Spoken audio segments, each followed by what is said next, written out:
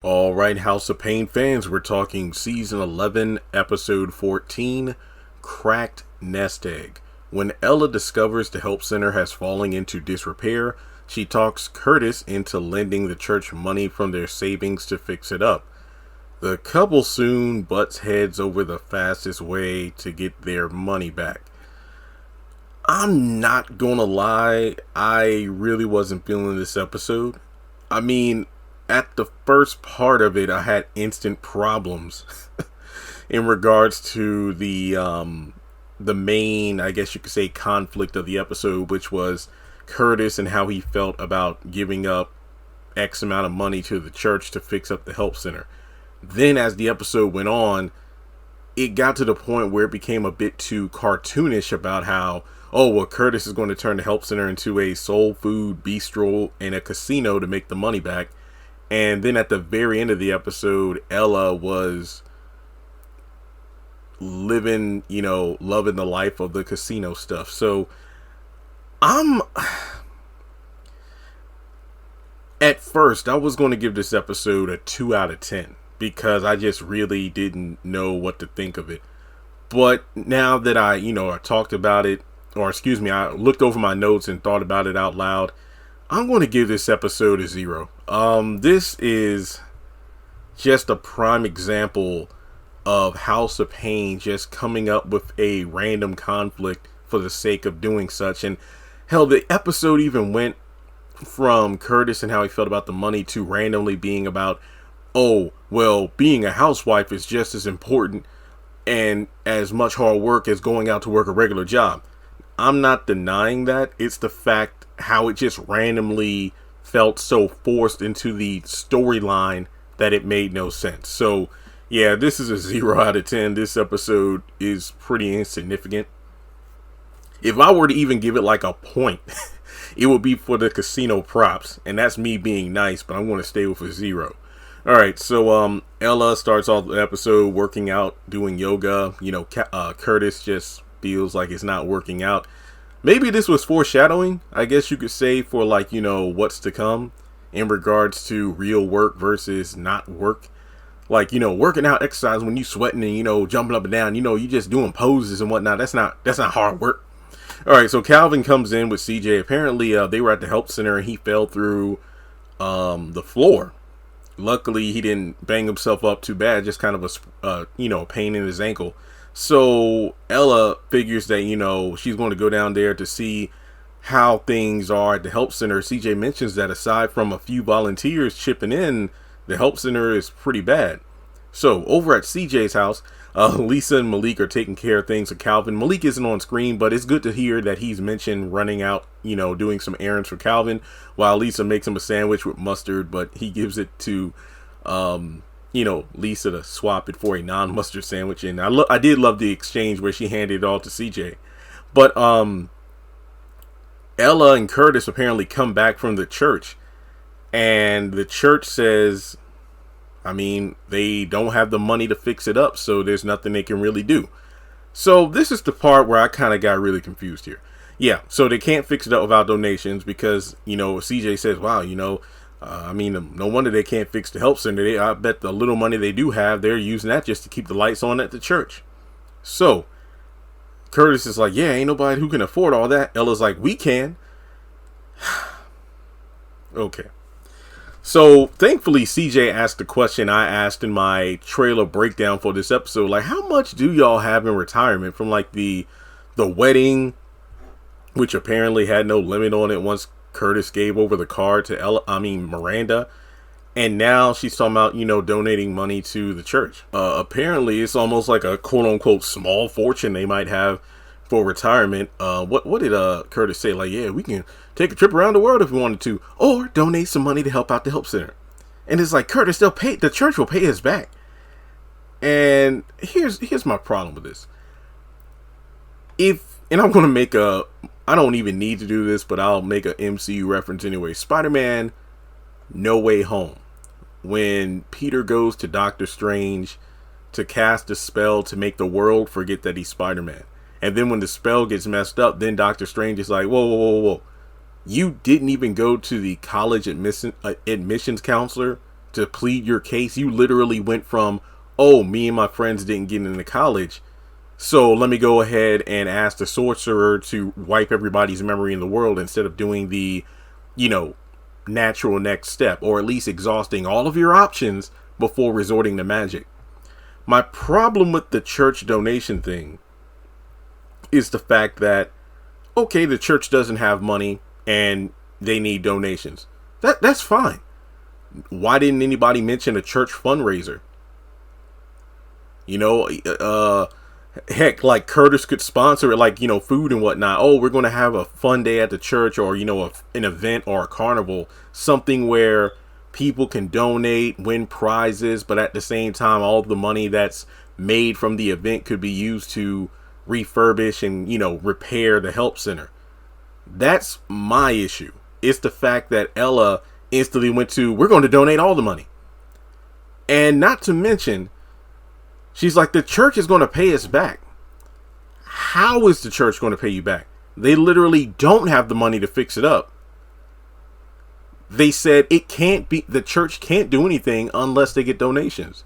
And as what I say, either CJ or Calvin said, yeah, no wonder they don't have the money to fix the church. The little money they do have, they use to keep the lights on in the church itself. So there's no one to really help out at the help center. So why not team up with the other few volunteers at the help center in order to fix it up? I mean, one of the big points of the episode was that, oh yeah, the help center is, something that helps out the entire community. Get the community to chip in. It doesn't just have to be one person. That's the part that had me going, yeah, that's that ain't right. That ain't right. So, later on, Calvin's ankle is feeling better. He's, really just milking it for all it's worth, which was a comedic moment. That's well within Calvin's personality to like take advantage of people for a little while, because it's pretty nice. So, turns out the bills for this operation are pretty extensive. Like it's almost damn near like they have to, build the help center up from scratch again because it's that torn up. And Ella says, oh yeah, blessing's coming back tenfold, so stop worrying about it, Curtis. But Curtis is worried because I don't know how much money was spent, but it seems like it was a lot, because he literally said, if the church doesn't pay us back, we're going to go belly up. Like, I'm going to have to be staying with one of y'all again. I mean, we're going to have to be moving in with one of y'all again. CJ, nah, too many people in this car you call a house. And Calvin, the way you keep up a bathroom, hell no, I ain't staying with you. So that's the part that got me going, like, Ella, her heart's in the right place, but spin. And then that leads to just out of nowhere, Curtis wants to turn the help center into a bistro, soul food bistro and casino. Got the slot machines, blackjack table, the works. And then and he's like, look, during the day it's the help center, but then at night, the casino, it's like the house always wins. We got to make this money back somehow. And then, Curtis, have faith. It's, the church will pay us back. Well, it's easy to have faith when it's not your money up. What? Well, it's not your pension, Ella, that you put up. So, that's why you're not worried about it. And that's the thing. Then we go to a random, like I said, there's like 3 levels to this. The church needs repair. I mean, the help center needs repairs. We'll put up the money. And then it's like casino and bistro. And I'm like, okay, this is just way too much. Like this, they took the simple concept of a interesting dialogue that could have taken place between Ella and Curtis, but then it just got way too over the top, Family Matters-esque, like when Steve Urkel just made it into like a Saturday morning live action cartoon. That's what it felt like with this episode of House of Payne. So then the random argument came from, well, Ella, it's not your pension. You're not the one who went to work every day.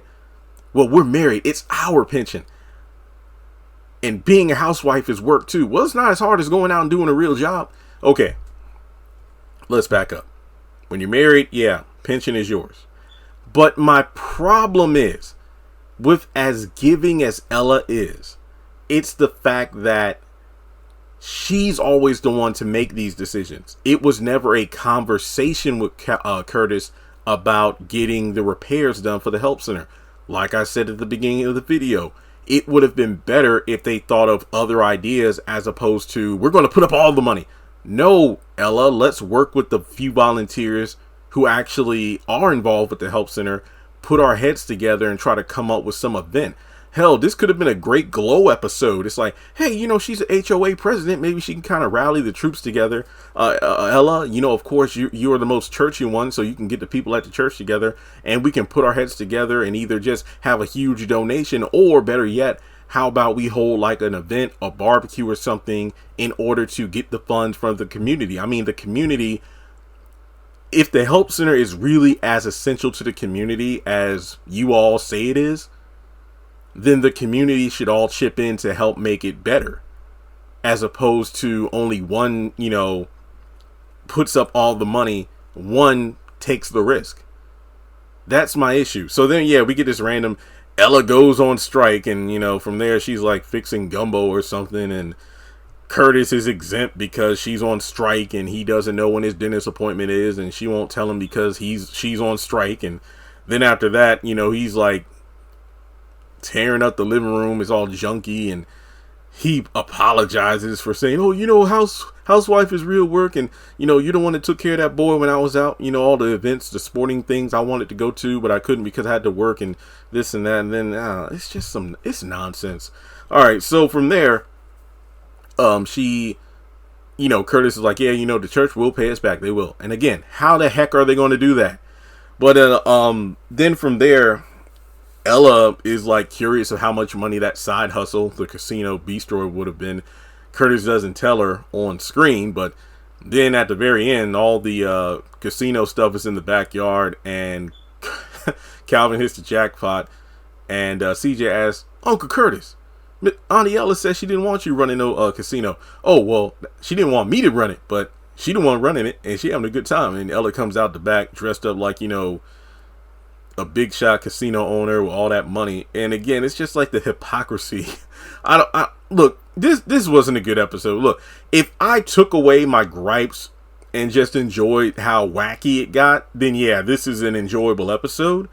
But I just don't like the way it's always written, where Curtis is the stingy one, but in reality, he was making a solid point about putting up the risk, the money, and then having to deal with the possibility, or in this case, the reality of not getting paid back. Like I said before, if the church didn't have the money to fix up the help center, let alone barely keep up the money to upkeep their own building, how in the world are they going to pay Curtis back the money put up for the help center? That's all I got. Let me know your thoughts in the comments section below. Like and subscribe, follow me on social media, and I'll talk to you all in the next one.